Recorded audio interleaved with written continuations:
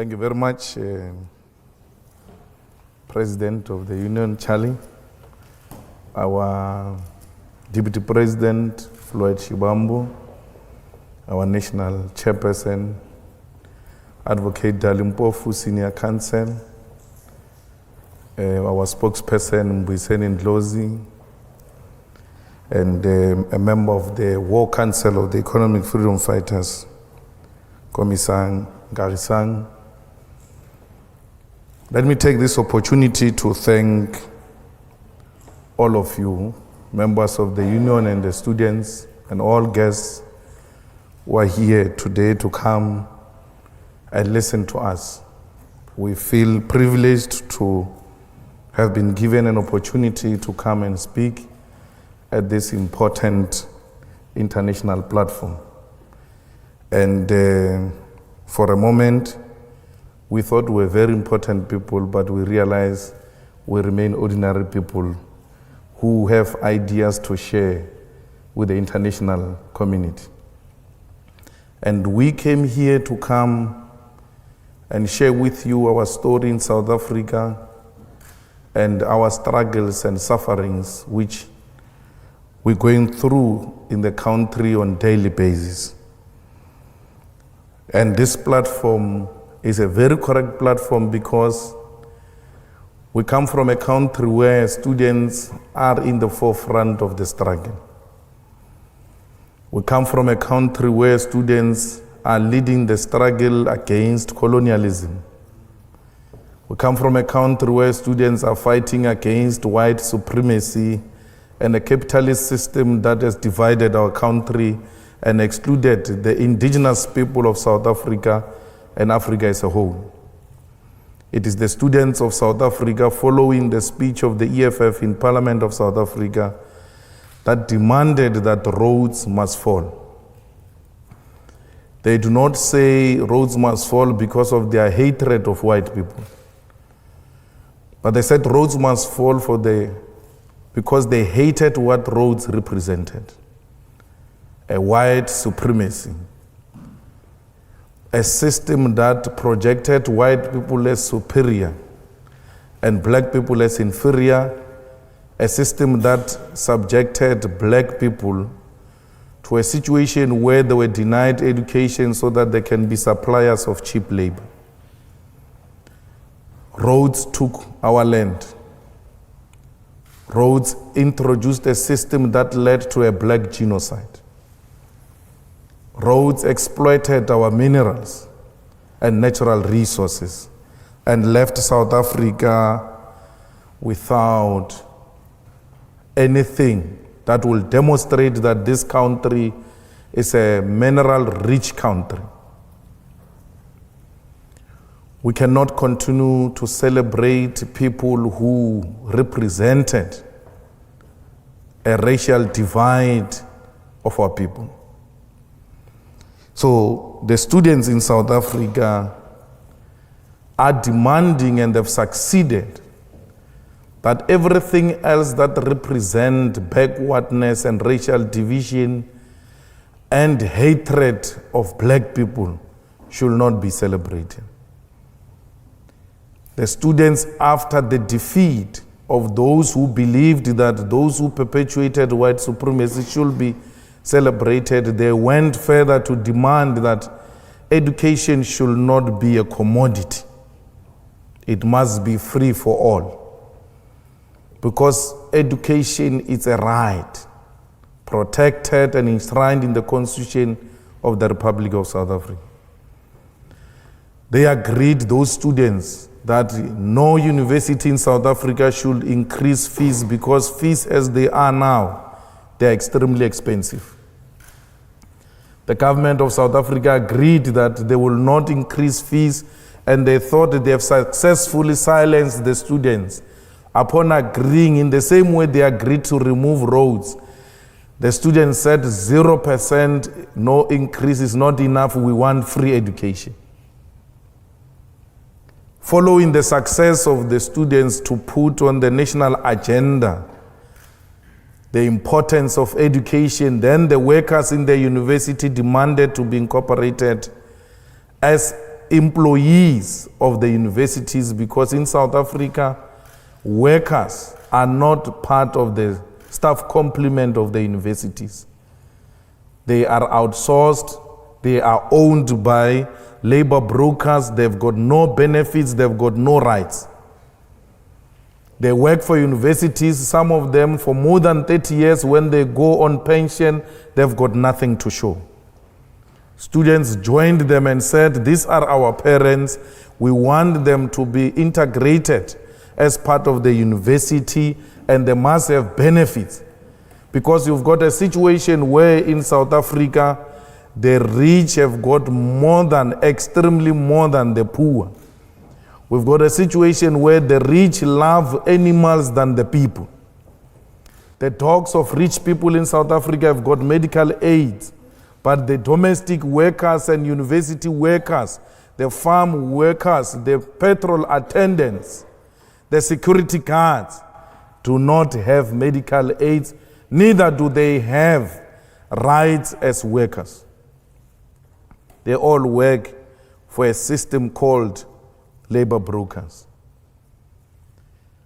So students, like they did during apartheid days in South Africa in 1976, they've now influenced a new era, a new terrain of struggle, where the interests of the poor are firmly put on the agenda of South Africa. Today, South Africa discusses minimum wage.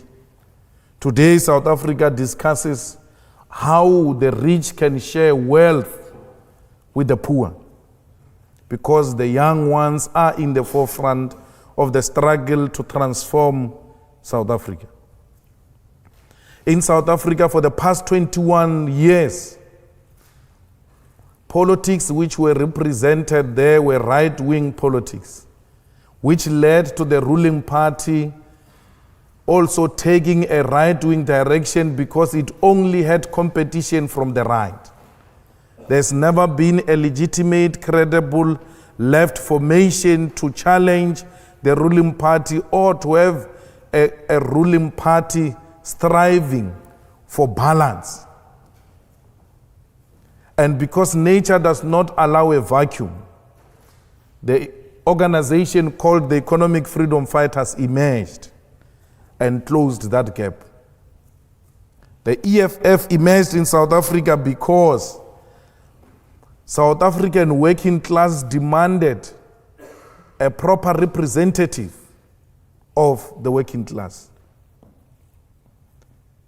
EFF emerged in South Africa because the unemployment increased in South Africa. The poverty levels increased in South Africa. The inequality increased in South Africa. We have a situation where the levels of corruption in South Africa are actually institutionalized. You get a senior position on the basis of to what extent are you corrupt. If you are anti-corruption, you never get a promotion, because the state favors those who are corrupt. We have a situation in South Africa where a white-owned capitalism or economic system has been exploiting our people, and our people have not been benefiting from the mineral resources in our country. We have a company called the London Mine, which is mining in a place called Marikana. In that mine, the mine has got everything, all the basic needs: water, electricity, roads. And just next to a mine is a township or a village where black people stay without water and electricity, without roads, without proper schools. Yet London Mine is taking their platinum and reinforcing and making London and Britain to be what it is. Literally, between the mine and the community is a dumping area where the children coming from that community go and look for food in that dumping area. It is in the same mine where 34 workers were killed by a London mine. Those workers did not demand anything except a living wage. One of the workers in an interview, when he was interviewed and he was told, you are looking for too much money, yet you are not educated. Why do you look for so much money? You have not been to school.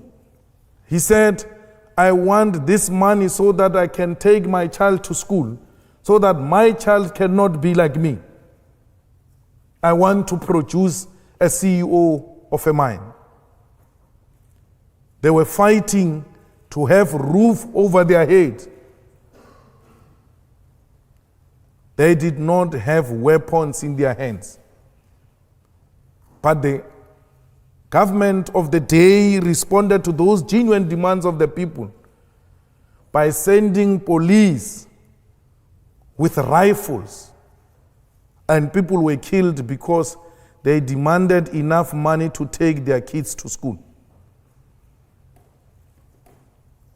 Some of them, when police arrived, they raised their hands and pleaded that police should not kill them. Police shot defenseless masses of our people. One of the people who was shot there was one man who was wearing a green blanket called Mambush, with more than 7 bullets found on his head on a close range, because they demanded money and more money from London mine. When people demand water, they get shot at and killed by the government. When people demand better living conditions, the response of the state is to kill those people. We're fighting against that. When the students demand free education, they get locked up by the regime. We're fighting against that.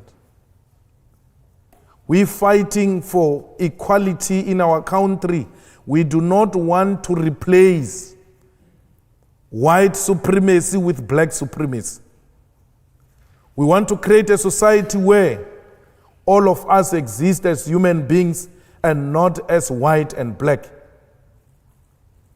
We want to restore the dignity of the African continent and position Africa as an equal partner in the world economy and international politics. We want Africa to be like Europe. We don't want Europe to treat Africa like it is its own subject. Africa's time is now. No one should continue with the exploitation of our minerals without our involvement. Not even China will be allowed to recolonize Africa. We are called economic freedom fighters because we want any foreign direct investment to come and invest in Africa through our own terms and to the benefits of the people of Africa. It might be a dream. Some might think it's not real. But we know we're going to achieve it. For because this dream is not just a dream, but a generational mission. It's a generational mission we are not prepared to sell out. We want to restore the dignity of African people. We want to ensure that African people are equal partners in trade, in politics, in every subject that the world is debating. We want to follow in the footsteps of Nelson Mandela. Because Nelson Mandela, when he left his term as a president, he said the struggle continues. He said so because he knew that political freedom without economic freedom is incomplete. People cannot eat a cross. People want to put bread on the table. So, like many African leaders, we have committed not to betray the dreams of those who came before us. Like many African leaders, we want to unite the people of Africa to have a common agenda and common purpose. We want Africa to unite and Africa to reclaim its land and its resources. The EFF speaks about expropriation of land without compensation because we know that when the land was taken in Africa was through genocide. Why would we reward genocide? We cannot reward genocide, but we want land because land guarantees us of the sovereignty of South Africa and the African continent. We cannot claim to be Africans, yet we have nothing to show as a proof that indeed we are Africans. For because we do not even have title deeds to prove that we are the owners of the land, we have nothing to show. When you go into mines, it's multinational companies. When you go into banks, it's multinational companies. When you go into monopoly industries, it's multinational companies. We cannot even own and protect our own agricultural sector with our fertile land in Africa, because Europe and the entire developed countries use Africa and South Africa as a dumping site. Every lower grade food get to be dumped in our countries, undermining our own agriculture. When we say those things, we are called communist, we are called anarchist, we are called radicals, because we must continue to bow before a white supremacist. We're refusing that. We're refusing to bow before imperialism and colonialism. We want a total control of our own country and our own land. We in South Africa, black and white, we coexist as people. When we fight colonialism, we do not fight white people. We come from a bad history of apartheid, where white people have exploited us for far too long. Yet, we have extended a hand of friendship. There are many others who are still refusing and still wanting to act as if we live in the apartheid era. Those do not deserve to live amongst those who want a united South Africa, black and white. It is of their own problem. We are not going to be an international home of racists. We are not going to be an international capital city of racism. We refuse that black people must still bow before white people. And that does not mean you must go away. We are going to reverse the legacy of apartheid through robust engagement and not through pretentious arrangements. We are still hating. We have seen people dying before us. We have seen many, many children killed by apartheid regime. Yet we came out and said, we remain brothers. But there are those who are refusing to show remorse and wanting to perpetuate that which happened during apartheid times. We owe no one no apology when we say South Africa is no home of racists. And racism must be fought everywhere else, including here in Oxford. It must be fought everywhere else in New York, where black people get to be shot at by police at will without serious action.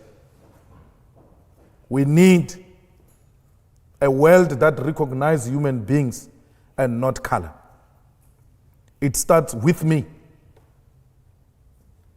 It starts with me, particularly if you are white. You need to stand up and say, not in my name. We are a new generation. We need to usher in a non-racial international society. Racism has got no place where democracy, prosperity is to take place. South Africa, we want to lead by example. In the same way we led by example and accepted that the colonizer and the colonized must share territory. Even beyond the defeat of the colonizers, we did not seek to pay revenge. We continued to share territory with those who colonized us because we believe strongly that there is a place for everyone in South Africa. But let us transform the economy to benefit all.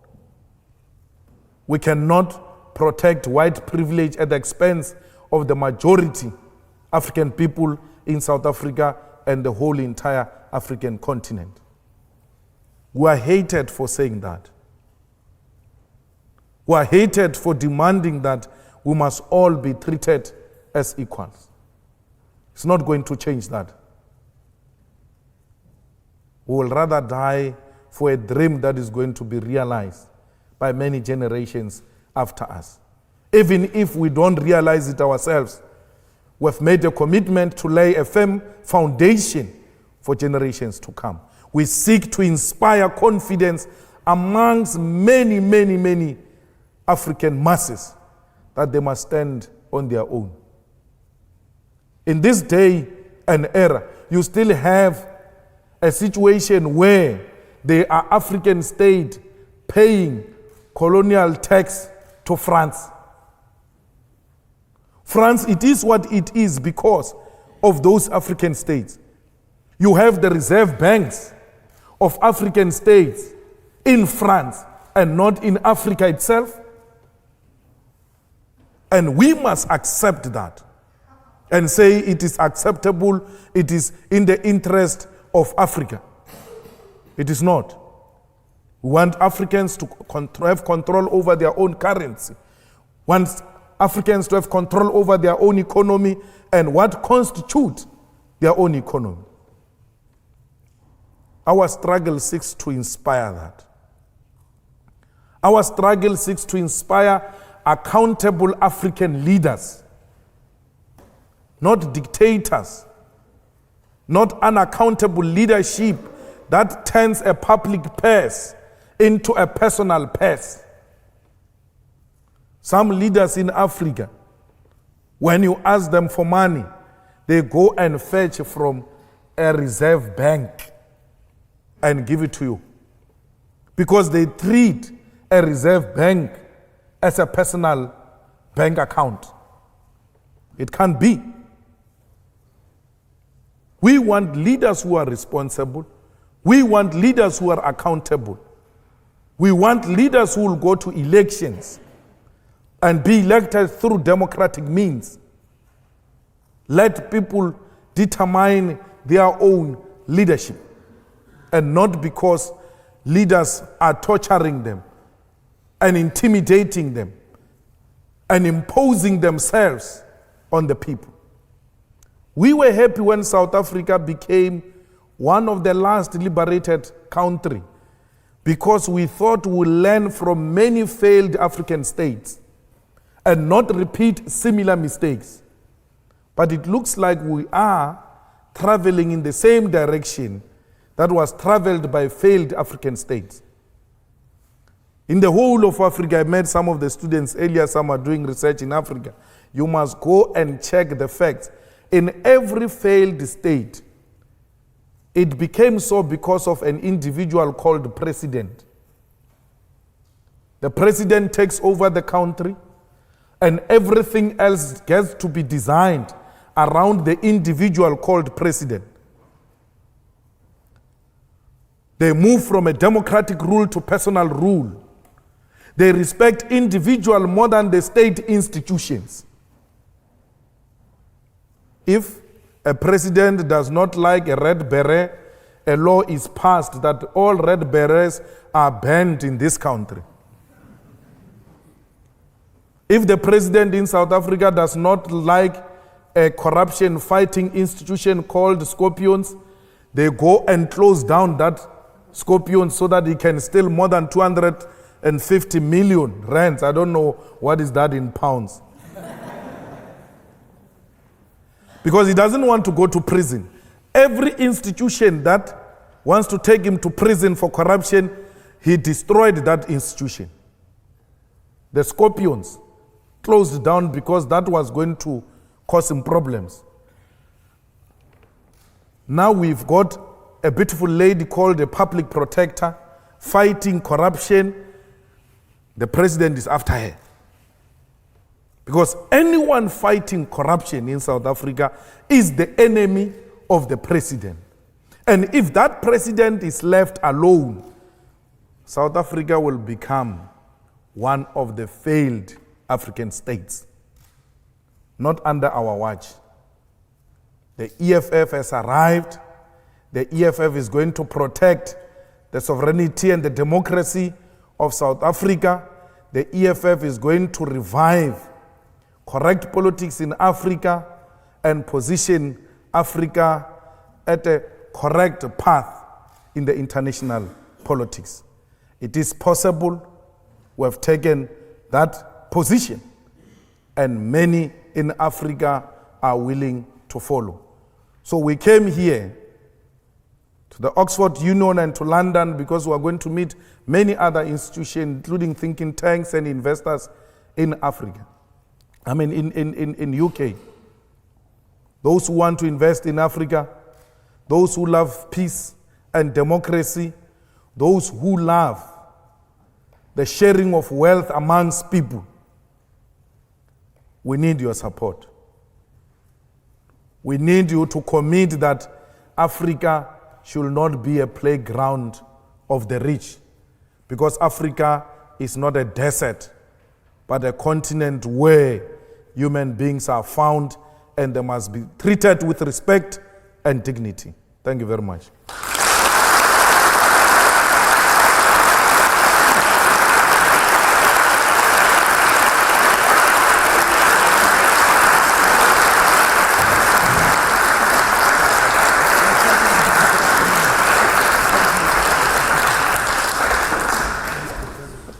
Well, thank you so much, Mr. Malema, for your speech. I'm going to start with just a couple of questions before I throw it open to the audience. And I'd like to start by picking up on the end of your speech, when you mentioned your schedule of what you plan to do here in the UK. You spoke earlier today in Cambridge, you're speaking in Oxford now. Tomorrow you're speaking, I believe, at Chatham House.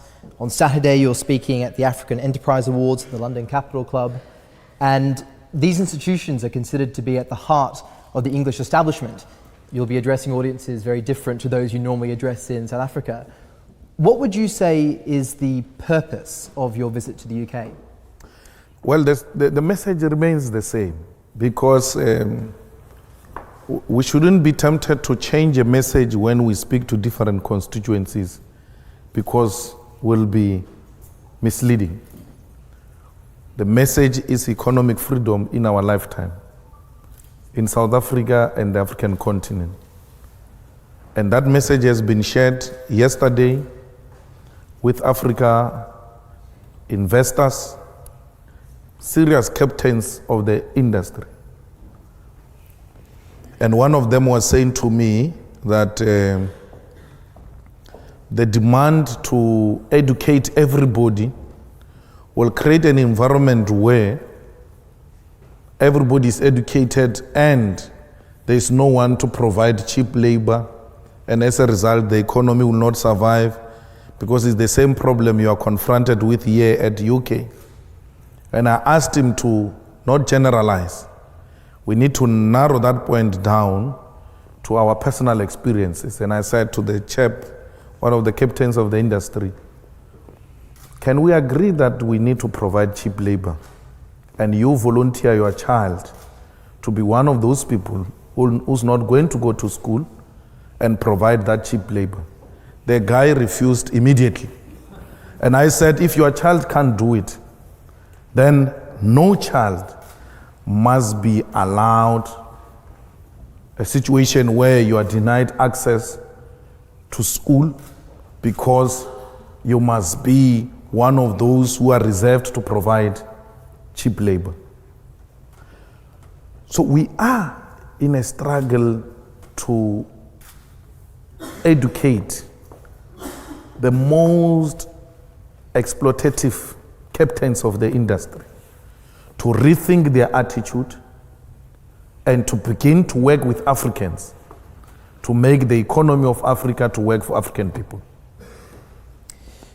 You spoke about the fact that your message needs to stay the same wherever it is you're speaking, but you also spoke in your speech about the perception of your message. The word radical is used to describe the EFF.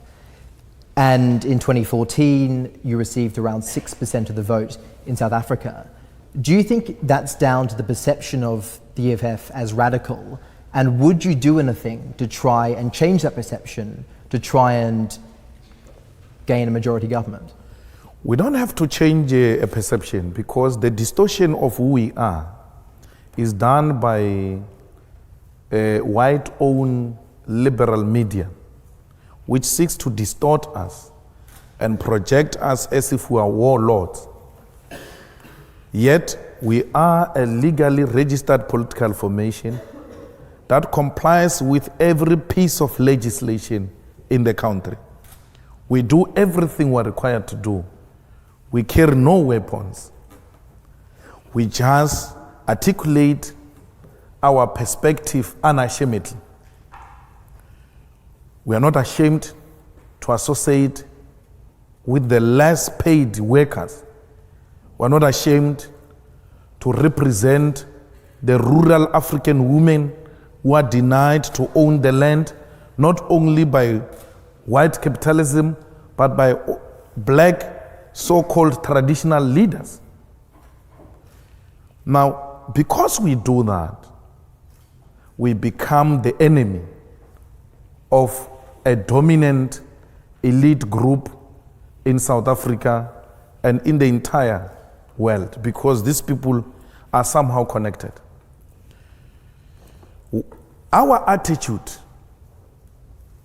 is actually attracting more votes to us.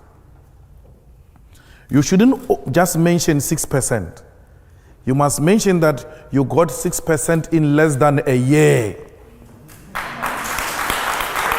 So that we know what we're dealing with here. In less than a year, without any financial support from established companies. We are the only party in South Africa which led a march of more than 50,000 people on a Tuesday during working hours. When people are supposed to be at work, we didn't close any shop. We didn't close any school.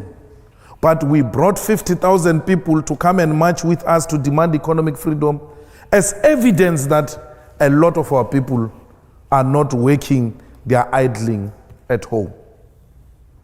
There are new predictions now, some done by the official opposition in parliament, that the support of the EFF has grown to 12%. It is going to be tested next year in the local government elections. Predictions that gives you a double support even outside the election period. Imagine if we were to enter the election period. So the EFF in South Africa is the only organization that is growing at an unexpected speed. And it is the only organization in the history of South Africa to be launched in less than a year, be represented in the National Assembly, be represented in the National Council of Provinces, be represented in all provincial parliaments, and be official opposition in 2 provinces. What helps the EFF and what makes the EFF the future is because majority of its youth, majority of its leadership rather, it's young people. So you are guaranteed the future there. Unlike old parties which are led by old men who wanted to create an impression that politics in Africa is an exclusive activity of old African males. We're doing away with that myth and reviving youth activism and destroying youth apathy in politics, because we need young people to take charge of their future now. If they don't take the future into their own hands now, then they must know they are plowing a seed of a disaster. Because the future is what you make of it now. And that's what we're doing in our country and in the entire African continent. To pick up on that theme of the trajectory of the EFF, given the immense success, comparatively, given that it's only a year old, obviously if you were the majority party, you could take action, decisive action, to change the power structures you referenced before that distort the message of the EFF. As you continue and before you get to that majority stage of the party, what would you change, if anything, about the EFF and its message until such time as you do have a majority government? Why change a brand which is working? Why change a brand which is working? This is working for us. Why fix it when it's not broken? The EFF is a brand, well established and marketed, not only in the country, but internationally. The message of the EFF is well received. You must go and Google an interview of the former president of South Africa, MALEMA, who said 2-3 weeks ago, the growth of the EFF is informed by the fact that their message resonates with young people who constitute the future of South Africa. We are doing very well. We know our constituents. We are not all over. We know what we represent. Those are the people we seek to win over. We want to represent them, and we think we are representing them very well in every sphere where we are deployed as the political party. The final question from me before we open to the floor. Would you ever, after all this time, agree to govern with Jacob Zuma and the ANC as part of a coalition? Well, we'll never do that. I think we want to destroy the ANC arrogance. We want to destroy the disrespect of the ANC towards our people. The ANC thinks that it is South Africa and not the other way around. They think that what happens in South Africa must happen through them, otherwise nothing will happen. Now, we have made a commitment to prove to the ANC that you are nothing else but a political party. You are not Alpha and Omega. Like South Africa begins and ends with the ANC. That arrogance leads to a point where Jacob Zuma says he loves the ANC more than the country. That the ANC comes first, then South Africa later.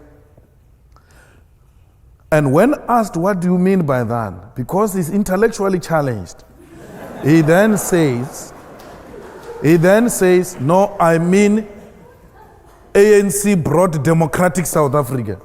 There is no ANC that brought democratic South Africa. It is the people of South Africa who brought a democratic South Africa. Not ANC. In 1994, ANC had less than 500,000 members. Yet the people who voted for the ANC were more than 5 million. So how do you say 500,000 people brought about a democratic South Africa and forget the whole entire millions who brought a democratic South Africa? The ANC was formed in 1912 South Africa existed way before 1912. South Africa existed even before the arrival of Jan van Riebeeck in 1652. So you're telling me about a baby of 1912, that is what made South Africa to be what it is? Not even Jan van Riebeeck can tell me that the arrival of settlers made South Africa to be what it is. They found it there with its beautiful oceans, mountains, and weather. Unlike the weather of UK. Yeah, exactly. Are there any questions for Mr. Malema from the floor? The gentleman about 3 rows back on the left-hand side. Around this time 20 years ago, I had the pleasure of listening to an articulate man speak in exactly the very same words. It's absolutely striking. His name is Robert Mugabe. And I'll be very honest with you. I totally agree with most of the things that you have mentioned, and I've seen this. And as you mentioned in your speech, you said you would like to take some lessons from what the mistakes other African countries made. Now, history has always repeated itself. For a revolutionary like you, if you get into power, somehow, some way, South African diamonds are going to become blood diamonds. The markets are going to be closed to South Africa. The state apparatus, so your media and so on, are going to be financed by the very same institutions that are alienated by the message that you are speaking. So I would like to know how you expect to move on from where you are now in such a way that you do not end up creating the very same African story like the one that we are seeing in Zimbabwe, like the one that we have seen in Malawi, in Zambia, like the one that we have seen, indeed, in almost every other part of Africa. Well, we are not going to do what the Zimbabweans have done, of dropping blood of innocent people. There's nothing wrong with Robert Mugabe's policy of land. There's everything wrong with the method used to attain the land. We cannot have people killed. We cannot have people injured because you want your land back. President Mugabe had more than 25 years to pass legislation through democratic means that will systematically take the land back into the rightful owners. He didn't do anything about it. He only introduced that policy at a time when he was losing power. It was opportunistic. It was not a real program that he believed in. Now, you ought to pass legislation through democratic means, parliament, in line with your constitution, which will take land back into the hands of the people. Already in South Africa, there are top judges who are saying, but what Malema says is already there. It is not put into test. Some are arguing that our legislature allows expropriation of land for as long as it is in the public interest and public purpose.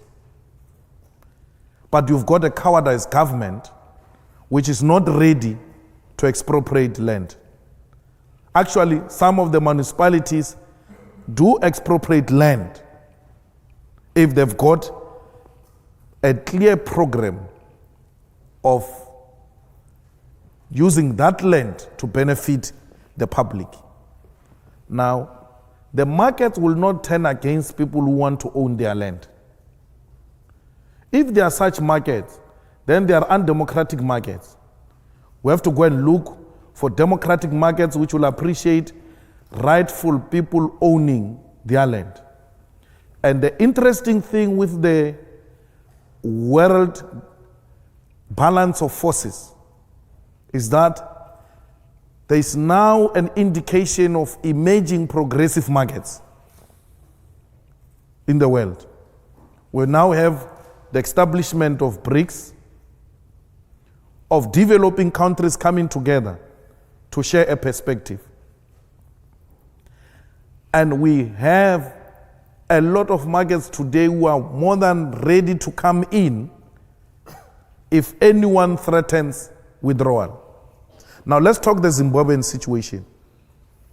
After imposing of sanctions in Zimbabwe, and the people of Zimbabwe remaining firm and not wanting to move on the land question, we have seen a situation now where people from the same countries that have said they are imposing sanctions on Zimbabwe, going to Zimbabwe underground to go and look for those resources. We command ourselves and Zimbabwe 80% of the world platinum. If they withdraw in Zimbabwe and they withdraw in South Africa, where else will they get platinum? The 20% remaining platinum is scattered all over. Don't think you're going to find 20% of it in one country. It's all over.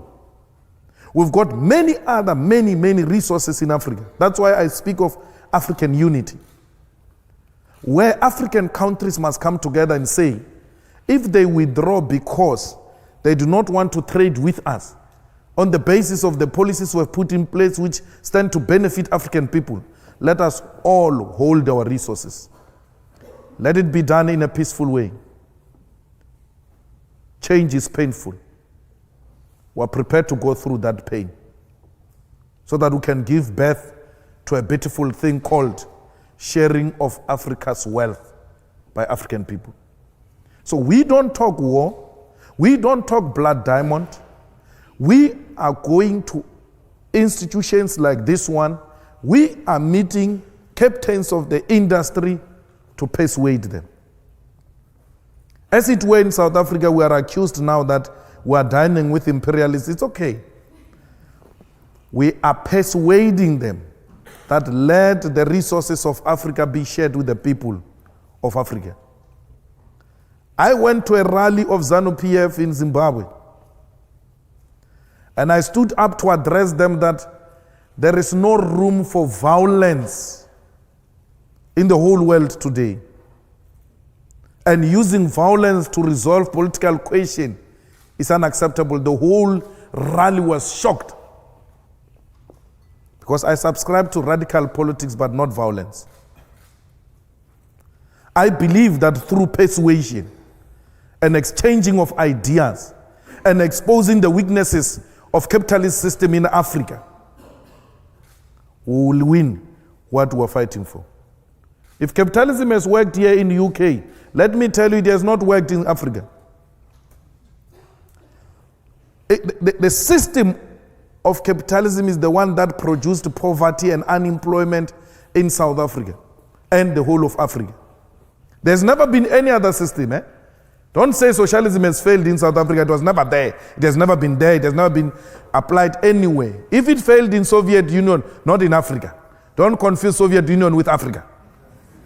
So it must be, the whole blame must be put on the door of capitalism. The diseases you see, underdevelopment you see, the unemployment, the inequalities, joblessness, is as a result of a capitalist system in Africa. It didn't work for us. It worked for you. You are very fortunate.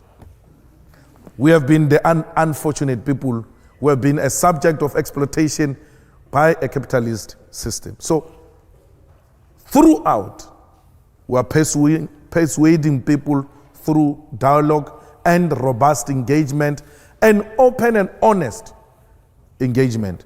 But dropping of blood is not what is on our table. At least for now. I don't know what will happen in future. But at least for now, there is no discussion about armed struggle. There is no discussion about killing anyone for the resources of Africa. We believe we can win them over through the power of persuasion. The gentleman who thought he was going to get the question given to him on the aisle, about 3 rows from the front. Yes, you, sir. Thank you very much. You mentioned briefly in your speech that you don't want China to recolonize Africa. And I'm wondering how you foresee China-South Africa relations if the EFF comes to power, and also how you foresee China-Africa relations in the future in general. Our attitude is that China must invest in Africa and South Africa in particular through our own terms. We don't want the situation where the Chinese are going to own all strategic sectors of the economy and the means of production. We don't want Chinese to replace Europeans. That's not what we struggled for. We struggled for Africans to take rightful place in their politics and in their economy. So China, Europe, America, it doesn't matter. You're coming to invest in a South Africa ruled by EFF through the terms and conditions of the South African government. Look at what America did to China 2 weeks ago. They said to South Africa, if you don't allow us to come and dump our chicken and beef and pork in our country, we are going to terminate trade relations if you don't respond to this letter in 60 days. Zuma got so shocked and scared and responded in 10 days, and he was given 60 days. And they signed that you can come and dump everything here, it's fine. You know what it means for South Africa? It means the chicken industry is gone. It means the pork industry is gone. Because the chicken that get to be dumped, it's a chicken of a 3rd grade which is not needed there. If that chicken has got some black spots or it's not good looking, Africa. Then it get a chicken in South Africa which you can buy, a chicken produced in South Africa which sells for 12 rand, and a chicken that comes from America that sells for 5 rand. Obvious people are going to prefer the 5 rand chicken, and then it destroys the chicken industry in South Africa. And when you destroy the chicken industry in South Africa, you then destroy jobs in that industry. So,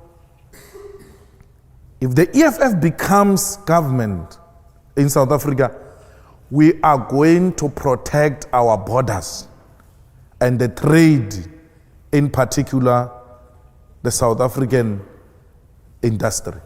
So that whatever gets to be dumped, particularly by China, doesn't undermine the South African industry. As we speak today, the steel industry in South Africa is on its knees because China comes and dumps steel in South Africa in an extremely cheap way. Even if we raise tariffs to 60%, still the steel of South Africa will not beat the Chinese steel. What do you do? There's a steel here in South Africa which employs thousands and thousands of people.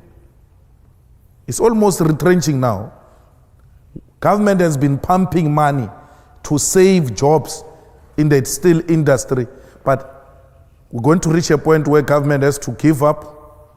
Jobs are going to be lost because the steel that the Chinese are dumping in South Africa undermines the South African steel industry and ultimately leads to job losses. So, to me and to the EFF, South Africa comes first. We want to protect our country and our continent called Africa because all African states look up to South Africa, to be honest.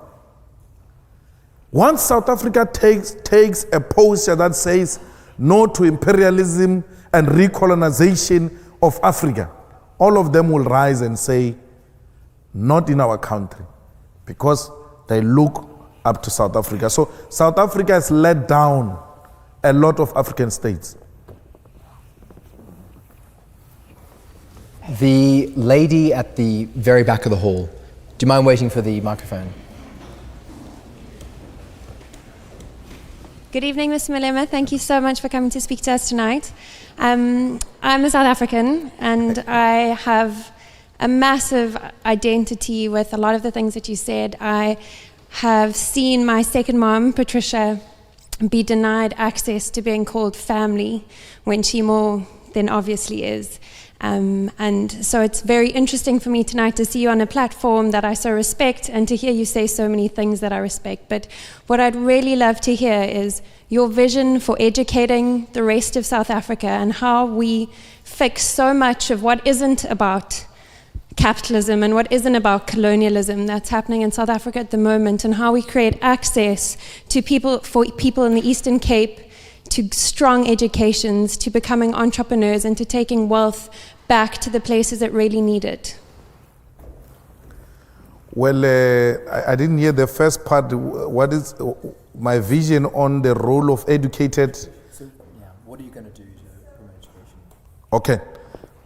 Well, for sure you heard me when I started. I spoke about the struggles of education in South Africa.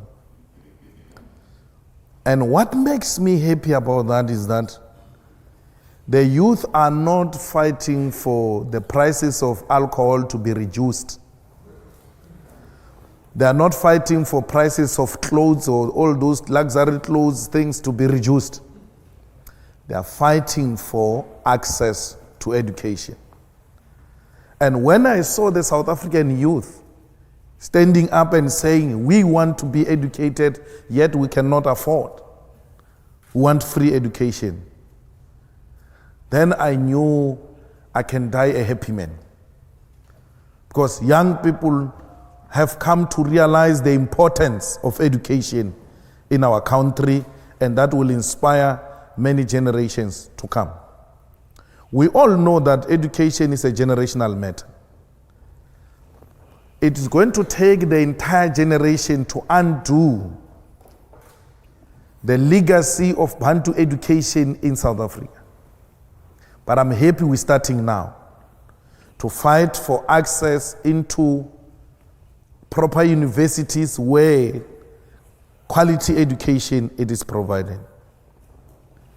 So all of you who are here, South Africans, your beautiful chairs are awaiting you in the economy of South Africa, because that is your home. You are even more important because you've got exposure to the world, and you know and you have seen what worked and what didn't work. Come and take your rightful place, because that's where you belong. If you read the book of the EFF, it's here. It's called The Coming Revolution. We have a book already in less than 2 years. That's how serious we are. Many people just waffle without writing what they are talking about. So we write. Now, in The Coming Revolution, we indicate there that if we take over government, we want to take not less than 10,000 young people to the best universities or institutions of learning in the world. Because our education system is not yet perfected to a point where it can produce qualified people, especially in the scarce skills areas. It must be a state-funded program to take students to the best universities in the world while we're still working at home to perfect the education system. And once government of the EFF does that, then we go into business and say, yes, business, how many students are you prepared to take to the outside world, to the best universities, to be trained in the scarce skills so that they can come and help the economy of South Africa to grow? We are nothing without education.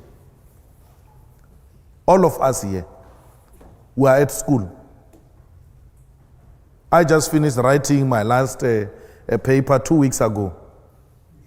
Very boring, but I had to write it and agree with what the academic said. I mean, you can't argue differently, otherwise you're going to fail. So I had to agree with those things. But that's how important education is to the leadership of the EFF. The spokesperson of the EFF here, please rise, Honorable Ndlozi.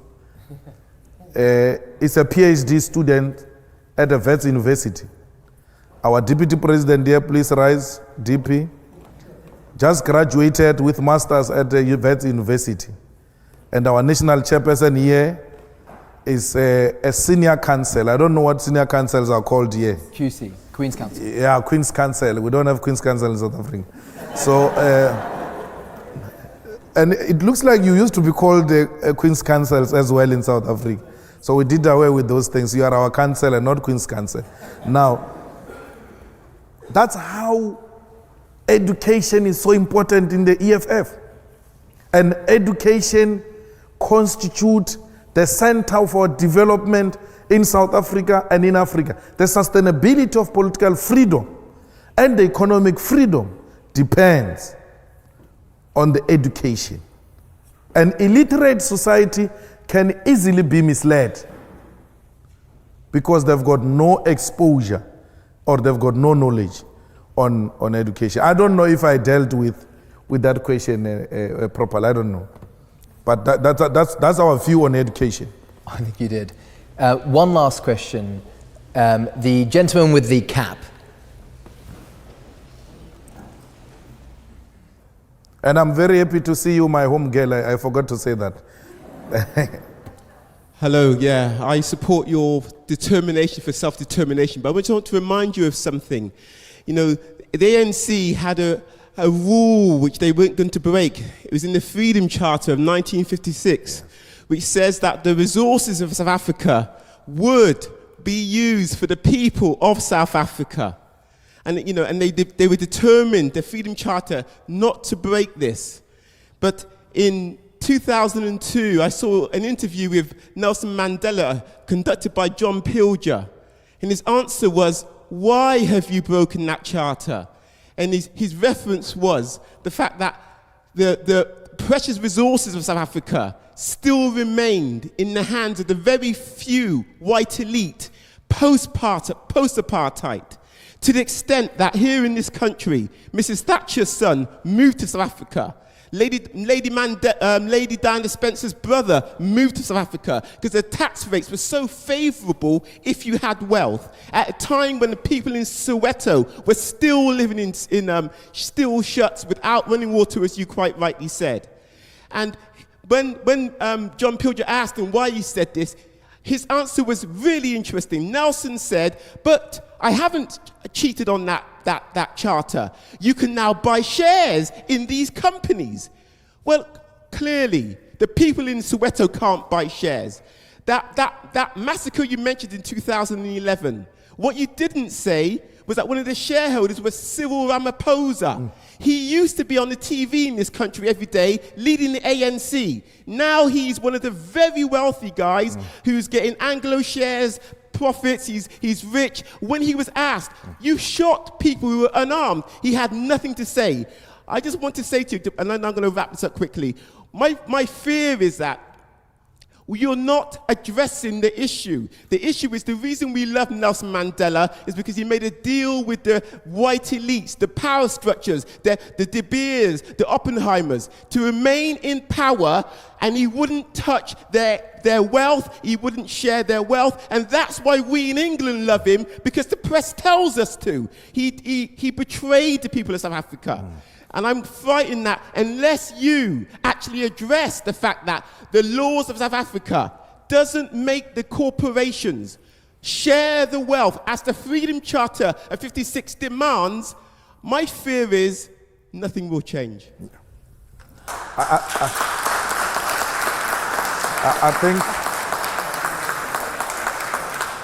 I think you captured it very well. There's no any better explanation than the explanation you have given. The deviation from the Freedom Charter was the beginning of selling out the revolution. But why did Nelson Mandela sell out the Freedom Charter? When Nelson Mandela returned from prison, he got separated with Winnie Mandela and went to stay in a house of the rich white men.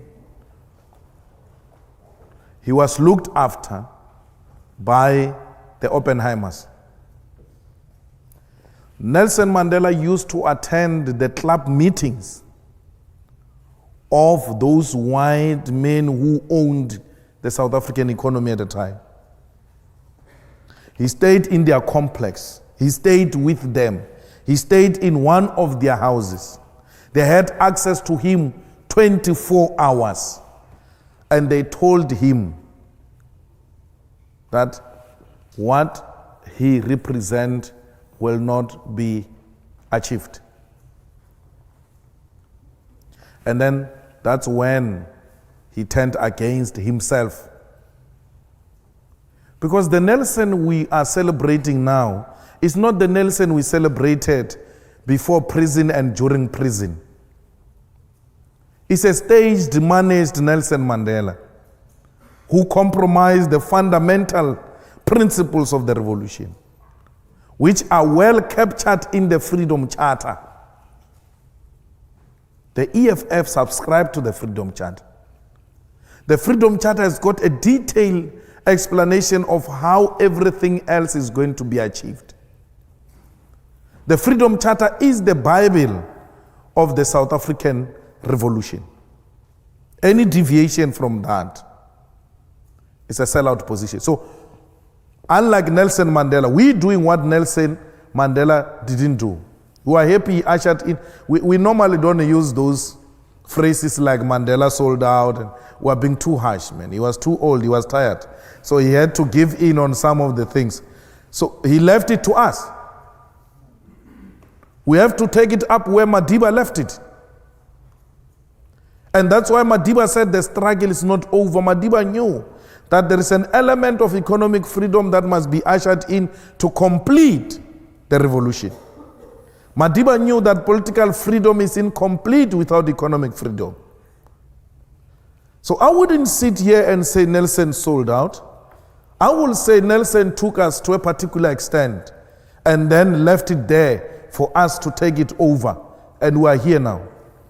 We don't say to Oppenheimer, this will happen, this will not happen. No. We come to Oxford University and Oxford Union and tell you what we tell Africans and what we tell everybody everywhere.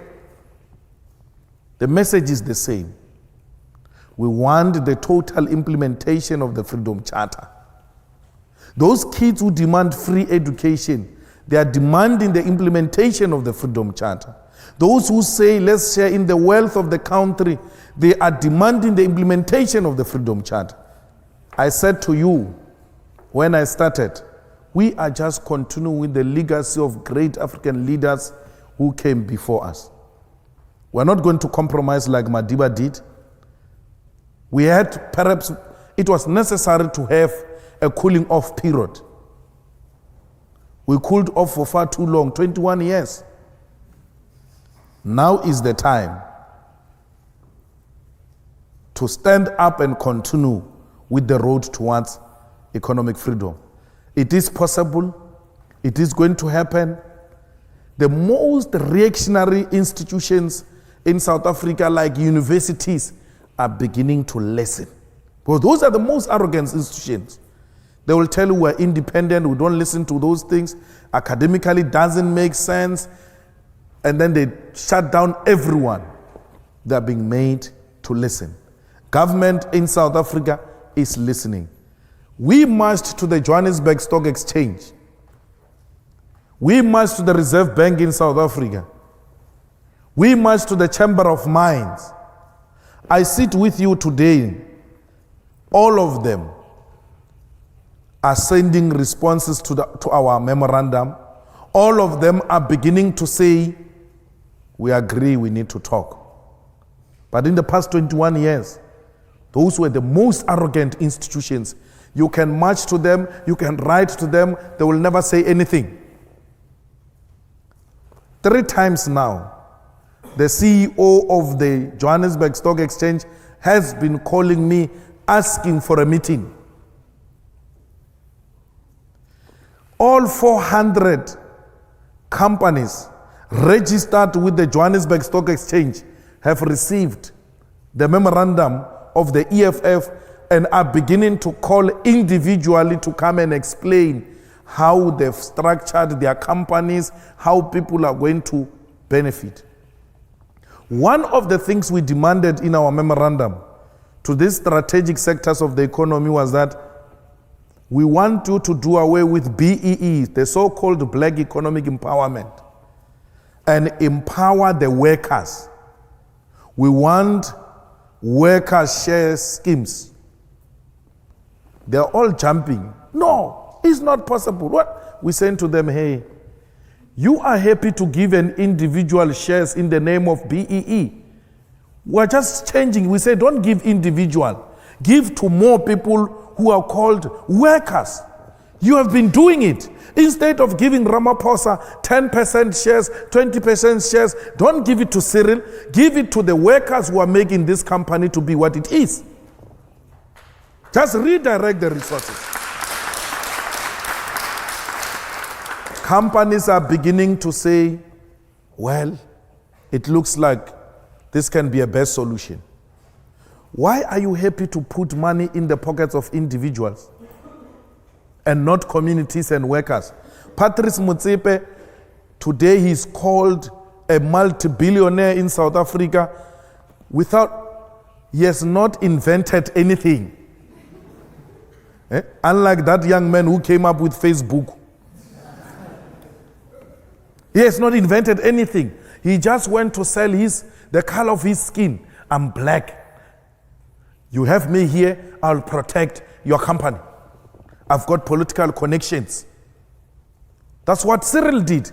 Cyril Ramaphosa goes to London Mine and says, I'm black, I've got political connections, I will protect your company, give me shares. They give him shares on the basis of the color of his skin. The company gets into trouble with workers. The chairman of London Mine calls him from here in London. Cyril, you must now activate your contacts. You said you will protect our company. He's now under pressure. Yo, what do I do? Bring the soldiers, bring the soldiers.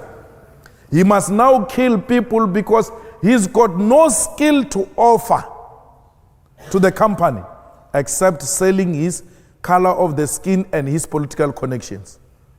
The black individuals who benefited from BEE are the politically connected and the most corrupt individuals who, amongst others, is Cyril Ramaphosa, who killed 34 mine workers.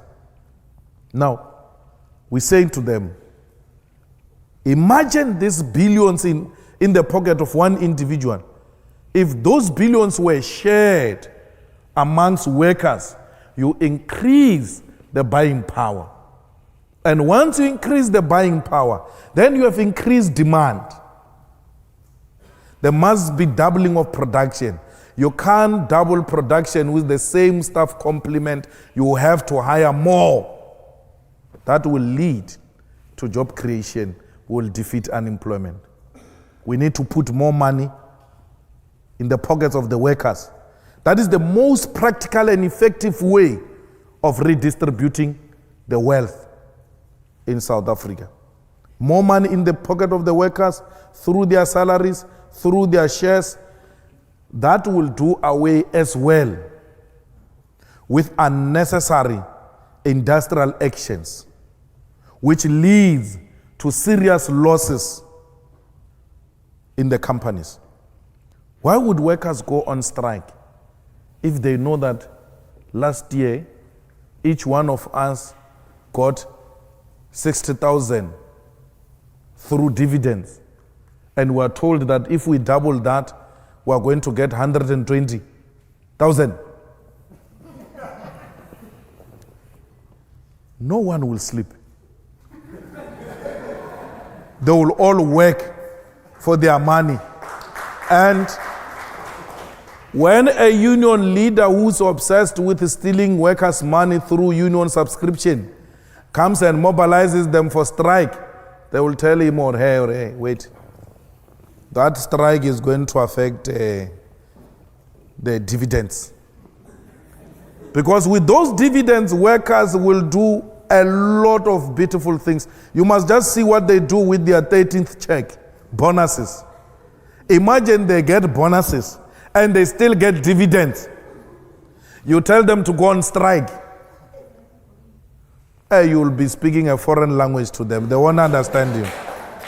They will never agree to go into unnecessary industrial action. You have resolved production. You have resolved unnecessary industrial action. You have increased production. Let workers benefit from this wealth of South Africa. And there's no corruption there. We don't say BEE or individuals. No, we are not going to benefit anything as individuals. The money goes directly into the bank of a worker, not through any politically connected. You pay them dividends the same way you pay them salaries, same account number. You are guaranteed this money will not be reduced by a middleman in between called a trustee or anything of that sort. Workers themselves directly own the shares in the companies. And people are saying, look, this is the best way we can resolve a problem of inequality in South Africa. Richard, I will go to Henry Ford. Richard Branson says, you don't have to worry about customers. Just take care of your workers. They will take care of customers. Once your workers are happy, there is no customer that can come here and say, I'm not receiving a proper service. And once your company provides a proper service, it will always have customers. Henry Ford in Germany, in America, no, when I was speaking to the Germans in South Africa, I was giving them an example of Henry Ford when he started Ford. I said to them, Henry Ford established Ford and said to its management, we have to pay these workers very well because these workers must be my first customers.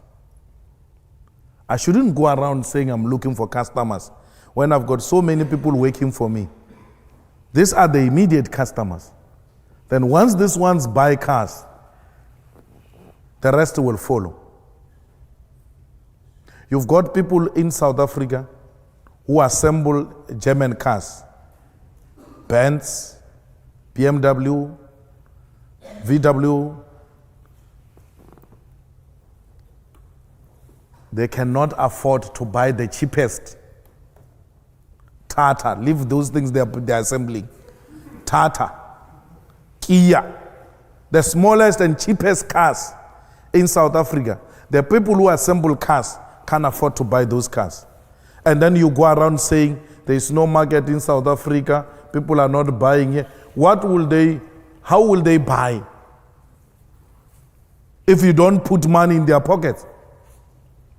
Have the same workers of BMW affording to buy BMW. They will not just afford to buy BMW, they will go and market that BMW themselves. Because workers are the best marketers, eh? They go around speaking good about their company and attract people to come and buy BMW. There's no market because you are not paying them well. Pay your workers. That's what we're saying to the companies. Pay your workers. They will look after you. They will look after your product. And when the revolution comes in South Africa, the workers will be the first ones to protect their own companies they work for, because they will know they are the shareholders. We shouldn't have workers as the first ones to destroy companies, because They think these companies are useless, don't even add value in their lives, they are exploiting them.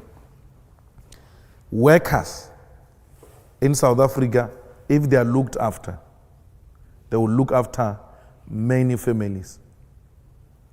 In South Africa, you must know that when you work, you don't look after less than 7 people. 7 people you are guaranteed, they are your responsibility. So if you increase a salary of this worker, you are guaranteed 8 people will be looked after very well. And you will deal with all social ills in South Africa, including crime. South Africans don't just love crime. They are not inherently criminals. It's tough, it's difficult. They have to look for other means of survival. That's why they resort to dangerous things like committing crime.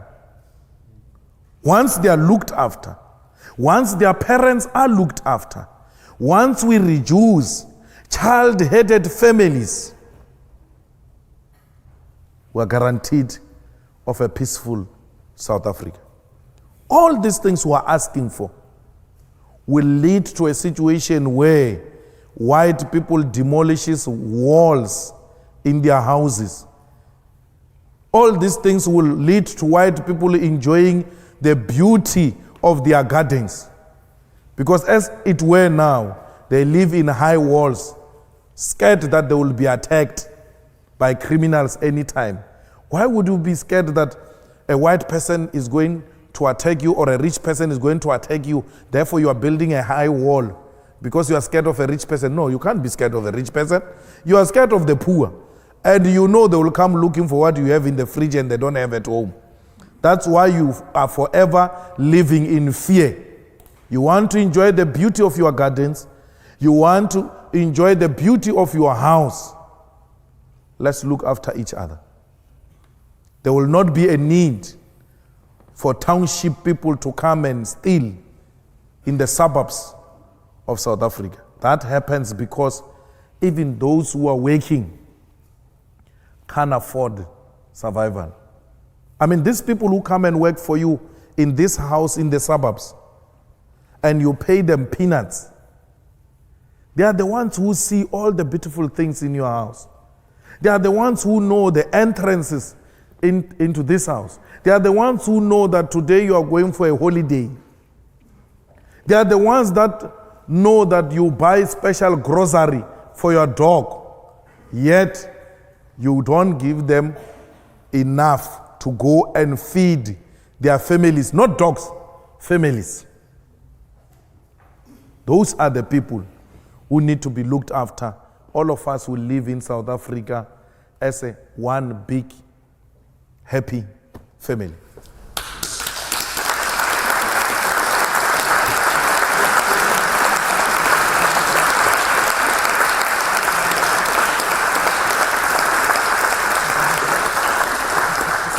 I'm afraid that's all we have time for this evening. Ladies and gentlemen, would you please join me in thanking Julius Malema?